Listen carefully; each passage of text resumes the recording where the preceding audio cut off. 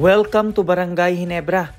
Jeron Teng at first round pick ng Tierra Firma mapupunta sa Barangay Ginebra at yan nga itong si Stephen Holt mga ka-idol.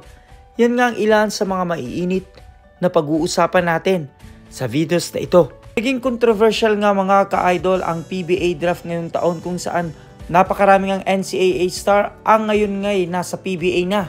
Talagang inabangan mga ka-idol ang first round pick ngayong draft mga ka-idol at nanguna nga dyan itong si Stephen Holt na nakuha ng Tierra Firma, Christian David na nakuha ng Blackwater, Luis Villegas na nakuha ng Rain or Shine, ganyan naman itong si Ket Datu, Xavier Lucero nakuha ng Northport Batangpier, Ken Tofin nakuha ng Phoenix Super LPG, Richie Roger nakuha ng NLEX, Brandon Bates nakuha ng Meralco, Scotty Winston nakuha ng Converge Fiber Xers, ganyan din naman itong si VJ Andrade.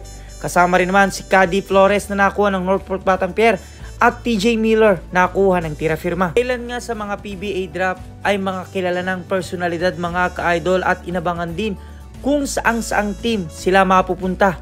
Katulad na lamang ng ilan sa mga social media personalities na si Richie Rivero, Jenna Morris, Kate Jimenez, kung saan sila nga ay tuluyan ng nakuha ng mga team katulad na lamang nitong si Richie Rivero na napunta sa Phoenix Super LPG at itong si Jimenez na napunta sa SMB mga ka-idol. Marami din talaga ang nag-expect na itong si Stephen Holt ang magiging first pick mga ka-idol at yan nga'y napunta sa Tierra Firma.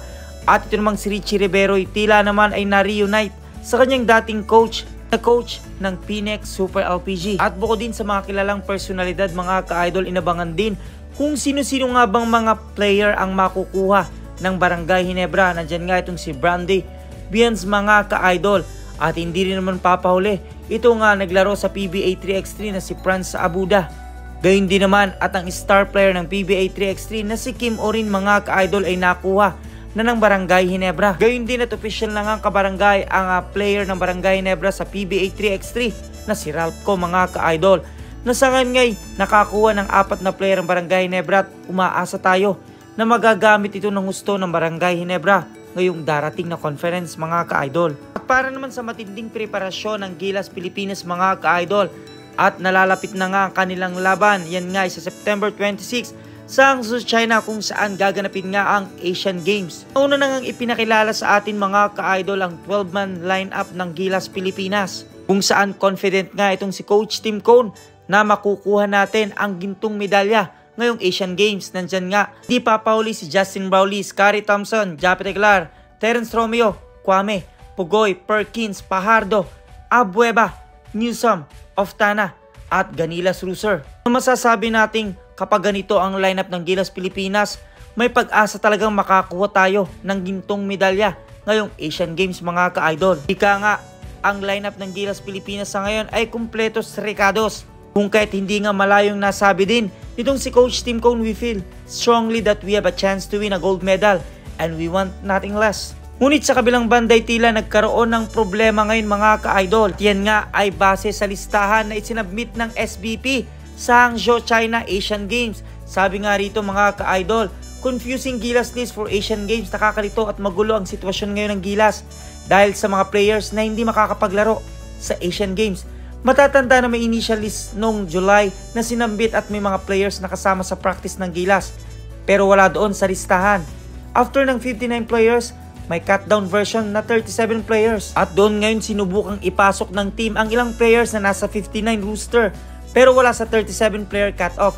Kung ano man ang magiging official na sagot ng Asian Games Organizing Committee, inanunsyo ng Gilas Management na nakandang ipasok sina Kevin Alas, Marcio Lassiter, Chris Ross, Alvin Tolentino, para kina Calvin Abueva, Terence Romeo, Mota Tuat, Jason Perkins at si RR Pugoy naman ay considered injury kaya papalitan ni CJ Perez. Ang inaasahang malakasan ng lineup ng Gilas Pilipinas para sa darating Asian Games ay hindi na mangyayari mga ka-idol dahil nagulo nga ito dahilan sa mga listahan o sa listang isinabit ng SBP sa komite ng Asian Games mga ka-idol na hindi nga tugma sa mga player ngayon ng Gilas Pilipinas. Katulad na lamang ni Hollis Jefferson na nasa listahan mga ka-idol na nakalagay nga doon ay naturalized player ng Gilas Pilipinas. At ngayon nga inanunsyo na nga mga ka-idol na itong si Terence Romeo, Calvin Abueva, Mota Tuat, Perkins ay hindi na makakasama sa official lineup ng Gilas Pilipinas. Papalit nga sa kanila itong si Chris Ross, Kevin Alas, Arvin Tolentino,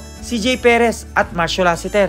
Ay tuturing na malaking problema nga ito mga ka-idol lalo pat nalalapit na nga ang laban ng Gilas Pilipinas na dapat ngayon mas napaghandaan pa natin at mas naging maganda nga ang kanilang ensayo at team up mga ka-idol. Ngunit sa kabilang banda ay magpapalit na naman ng mga player ng Gilas Pilipinas at malaki nga ang magiging epekto nito mga ka-idol.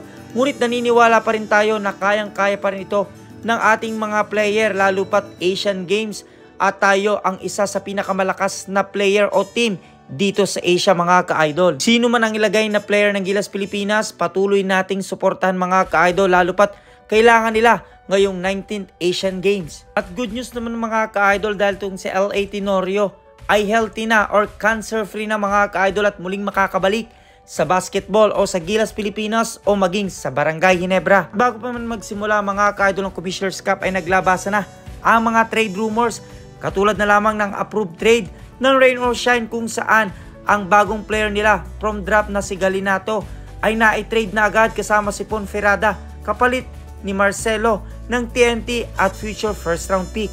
Kasabay nito mga ka-idol ay pumirma na nga ng kontrata itong si Maverick Amnisi sa Barangay Ginebra at yan nga ay 3 years contract mga ka-idol. Nasabi nga ni Coach Tim Cone, Barangay Ginebra Coach Tim Cone felt fortunate that team was able to land Maverick Amnisi. Sabi nga ni Coach Tim Cone, Maverick is stud. We all saw him when he played with Converge in Alaska. He just kept getting better and better. I think he's going to be a great match, a great pairing with Scottie Thompson and Stanley Pringle. The three of them can rotate between the off guard, 2 guard. He's a two-way player.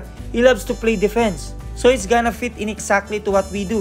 Just a matter of him learning the system and growing. It's good timing for us because Jeremiah Gray is out for the year. At bukod dyan mga ka-idol, itong si Maverick Amnisi ngay galing sa Converge FiverXers. Ito namang si Jerome Teng ay usap-usapan na nga at kumpirmado na hindi na nga pinapirma ng Converge FiverXers at sa ngayon nga siya ay malaya ng pumirma sa anumang team na may gusto sa kanya mga ka-idol. At ang dahilan nga mga ka-idol kung bakit hindi na siya pinapirma ng Converge FiverXers ay tila nagdidemand nga ng mataas na sahod itong si Jerome Teng na halos 800,000 a month mga ka-idol. Na same case kay Maverick Amnisi kung bakit siya ay pinakawalan ng Converge FiverXers.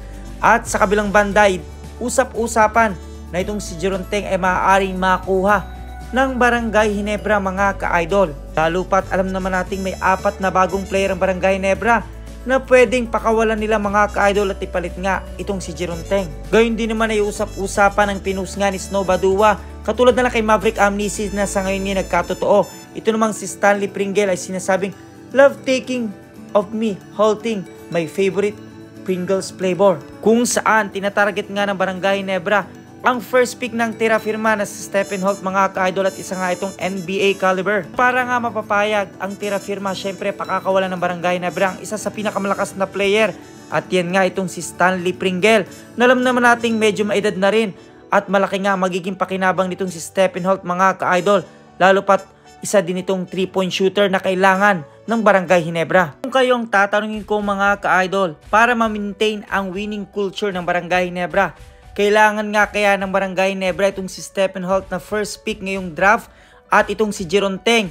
Bagamat nakuha na nga itong si Maverick Amnisi at karapat dapat na nga kayang pakawalan itong si Stanley Pringle dahil umiidad na rin nga itong si Stanley.